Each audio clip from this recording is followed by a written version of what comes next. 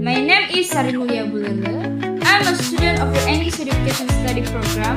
I'm second semester student at Universitas Nias Raya.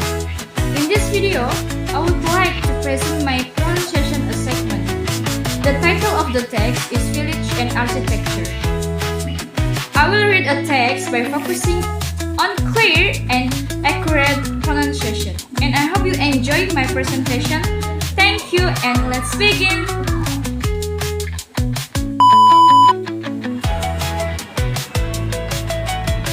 Village and Architecture. Omohada, the traditional house of Nias. Nias people lives in highly organized village. Nias village often possesses impressive stone monuments and a large house which stood on earthquake-resistant timber pillars. Most of the village have lost its old house because of their deterioration and difficulties in maintaining the ancient wooden structure from rot, insects, and wear, and hence replaced by other more generic structures. Other reason why not so many old houses were revived because of the over-harvesting of the forest. In the past, Nias village, especially those of South Nias, were strategically built on top of a ridge or hill and were surrounded by ramparts and security gates. Entry into this village was provided by only two gates via stepped staircases. The gates lead to a straight paved Feng-Shui track through the village center, with row of traditional houses on the sides of the venue. Close to the main square of the village was the house of the village founders, the Omosebua. In Nias village, the space in front of each house was the property of the inhabitants. This front courtyard was used for maintenance activities, easy drying, harvest, deforestation. Village in central Nias was usually smaller than its southern counterpart. The houses are also positioned farther away from the main frame. Wooden figures, the Adujatua, wooden ancestor statues. The people of Nias place great value on wooden figures or adu. The sole purpose of the Nias figures was to fulfill ritual needs, whether it is to ensure wealth or to perform specific beneficial rite. The Eastern figures vary in size from as small as 20 centimeters, 7-9 in height to more than 2 meters, 6 tall.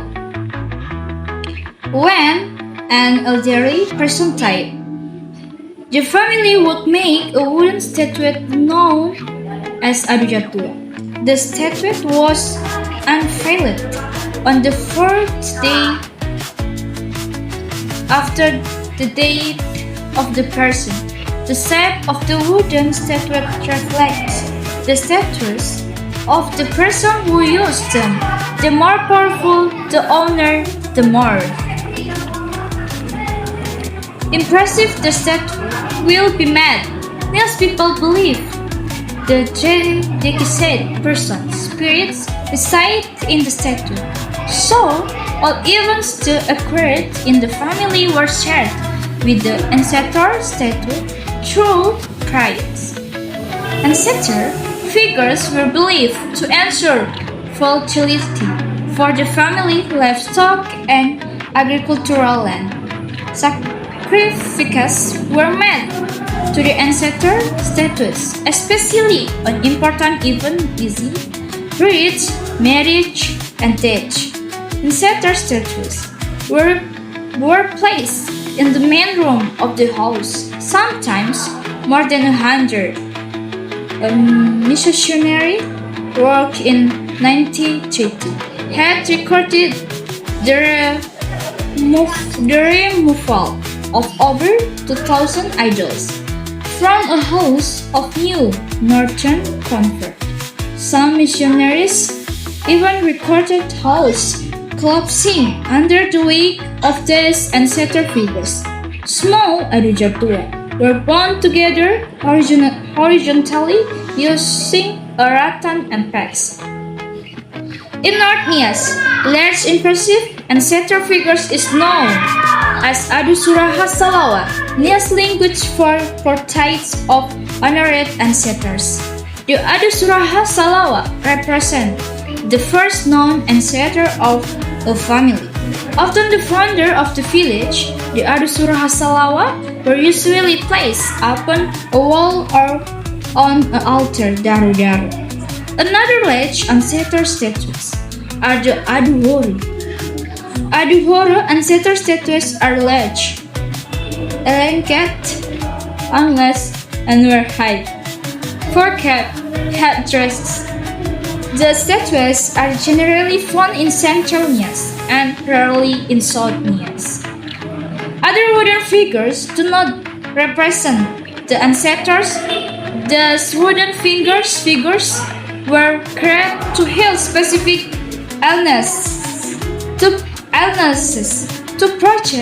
protect village, or to invoke supernatural beings to aid through rituals. The statues were generally culturally made as opposite to the finely carved ancestors figures. Joachim von Berner Felsach classified more than 60 types of non-ancestral wooden figures. Many ancestral figures were destroyed in 1916 by Christian missionary movements which saw them as an odd, blasphemous religious symbol. Some were sold to collectors and can be found in museums or private collections. Stone monuments. A stone monument displayed in front of a house to display the power and rank of the house. The Nias product one of the most impressive megalithic culture in Indonesia, especially the center and South Nias. Stones were used to construct different objects and structures. Nias village features impressive stoneworks, easy, large staircases, and broad private streets. Ritual object e.g. the behu vertical club, standing columns, jumping stones, obelisks, altars, and sarcophagi are among the many stone objects produced by Nias people. Stone monuments were central in the Obasa festival, a kind of feast to raise the rank of a person. Dedicating stone monuments publicly is considered as one of the several requirements that must be done by a person to prove that he had fulfilled the right to claim a higher rank and to receive honorary titles. The behu is a type of megalith in the form of vertical column. Behu were erected in front of the house to commemorate former great collaboration had by the house. The more behu is displayed in front of the house, the more powerful its possessions are in the village. Noblemen display behu that is large in size and more abundant in numbers than commoners. A behu with anthropomorphic form is known as the osa-osa. The osa-osa is depicted as wearing traditional nias, a easy, the kalabubu necklace, and petan earrings. Fondolo or saro dalina. The osa-osas.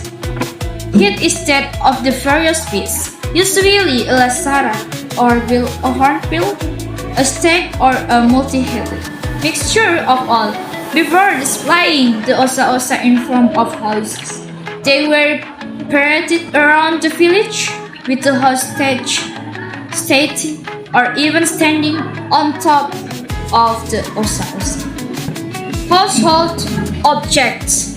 Nias people produce household objects carved with geometric, floral, or geometric motifs. Below are a list of utilitarian objects produced by the Nias people. Barigana, a miniature jewelry box. Bowoatan, clay pot. Doki, North Nias. Fagao, Rohijia, South Nias. A wooden coconut crater used to crack coconut. Meat to produce coconut milk or coconut oil, an important ingredients in Nias cuisine. Figalai, banana leaf used as plates. Hali, a paddy pounder. Haru, a wooden spoon. The base of the handle is carved with various forms easy of fish. Katidi, weavings from bamboo. Losi, lesi, mortar and pestle.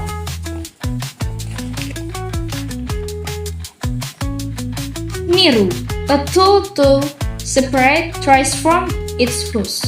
Gala, tray light is made of wood. Solembani, a drinking container made from coconut shell. Tumbalauru, a tankard used to weigh rice. Weapons, a group of Nias warriors holding the beluse, shield, and burusa spear, and with balato sword at the side of their waists.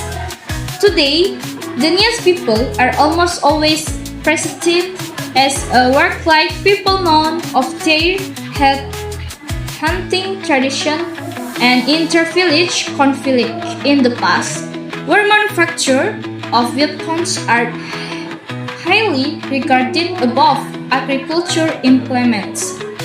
Despite this, none of the warlike activities are carried out by the Nias people, as the majority of the Nias people has been converted to Christianity. Nevertheless, the Nias people were still known as a skillful weapon and armor makers. The Nias people use a variety of material for the creation of their weaponry, leather, cord, or woven fibers, precious metal, iron, and brass. The Nias use spears, swords, and blades as their weapon. The Nias spear, toa dohoin. The south toho in the north was mainly used for hunting. The scarf is made of dark hardwood of nibong palm warped with rattan. Other type of spears are the burusa, with a triangle-shaped head.